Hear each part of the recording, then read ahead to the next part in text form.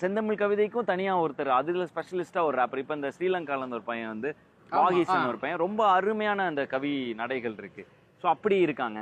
So அப்போ வந்து யாருமே இல்லாதனால எல்லாமே நாங்க பண்ணிட்டு இருந்தோம். இப்போ எல்லாமே அவரவங்க ஸ்பெஷலிஸ்டா பண்ண ஆரம்பிச்சிட்டாங்க. ஸோ எல்லாமே சூப்பரா பண்றாங்க. எனக்கு ரொம்ப பிடிச்சிருக்கு இந்த பசங்க பண்றது. அண்ட் அவ்வளோ பொயட்டிக் சென்ஸ் இருக்கிற ராப்பர்ஸும் இருக்காங்க.